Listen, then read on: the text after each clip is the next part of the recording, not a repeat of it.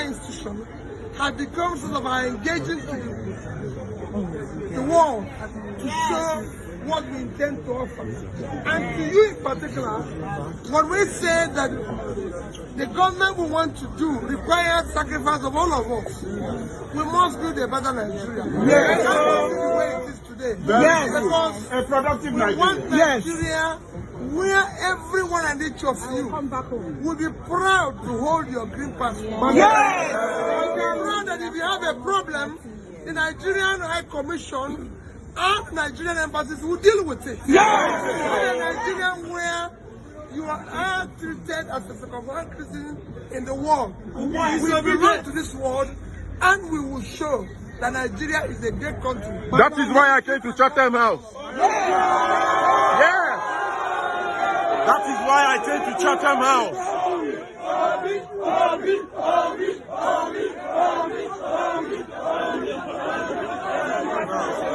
A town hall different from Bellevue, Lulu, and Bulaba.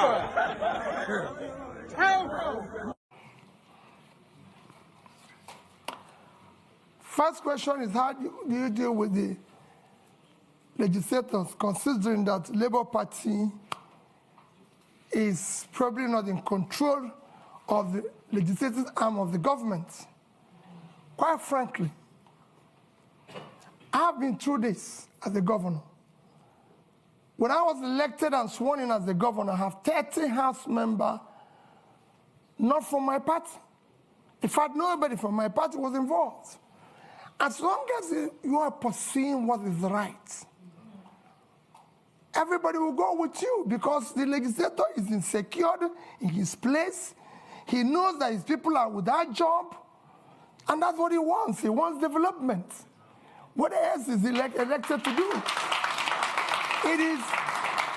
It becomes a problem when you are pursuing transactional policies, which will benefit you, or you're engaging in nepotism where you have to. But if you address it by strictly following the Constitution, which spells out that the system is characterized by simply that we have diversity and all is included, and you did the right things, you don't need to worry about that. On the issue of IPOB, maybe you're not following me. Even yesterday, I spoke about Biafra being ended 53 years ago. It's all over the place in this space. I condemn all agitators, but in condemning them, you have to look at what brought about these agitations all over the place. It's not only IPOB. We have Yoruba Nation movement. We have all sorts. When you have created this level of massive poverty, where 63% of your population is poor, you're going to create all sorts of problems. I was speaking to a British minister this morning. I said we have about 40% unemployment. And we have about 60% youth unemployment. Young people in their productive age doing nothing. If you have 15% unemployment in Britain today, you're going to have massive, remember, agitation. Nobody will be able to leave his house. So what you're seeing is a cumulative effect of leadership failure over the years, which will be solved by good governance. When people start seeing justice, fairness, and inclusive government and doing the right thing, all those things will start reversing itself.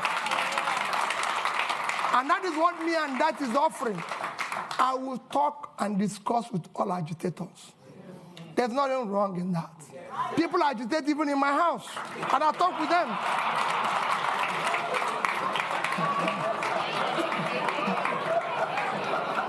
So I'll deal with everybody. I'll show you of that. Don't worry about that. On issue of health, yes, we have a problem with health. We have underinvested, and because our government have not prioritized our development agenda, everybody knows that the only measure of development that is recognized globally today is Human Development Index. And this is hinged on 3 items: life expectancy, which is health, And we are low in that. Nigerian life expectancy today is about 50 something, as against the global average of 72. So we're low. Same in education. So it's to prioritize that. I just gave somebody an example. In the past 5 years, from 2015 to 2021, Nigerian budget in health is under 2.5 trillion naira for 200 million people. It's unacceptable. Even this year, our budget for health is about 1.5 trillion. Our budget for education is about 2 trillion. Two of them combined, annual budget is about 3.5 trillion. When your 6-month budget for subsidy, which is a criminalized, listen, is 3.6 trillion. It's unacceptable. You have to put money in key development areas, as Professor Dutton had just mentioned, and I read out here, that what separates country, rich and poor, is health and education. So it's clear. So we will deal with it. But he said, how do you cover it? Nations of our size have covered it. How did India, for 1.4 billion people, cover the issue of health? How did Indonesia cover that?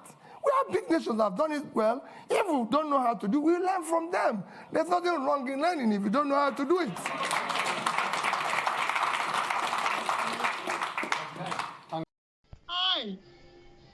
Dati and I are offering you.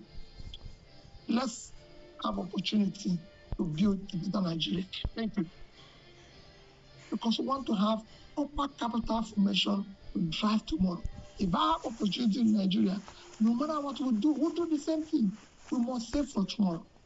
Because that's how you form capital to turn around tomorrow. So as an end, I appeal to all of you. There's nothing more powerful than our idea whose time has come. The time today is to have competent leadership with character, commitment and compassion. And that's what Nigeria is yearning for. That's what Dati and I are offering you. Let's have opportunity to build a better Nigeria. Thank you.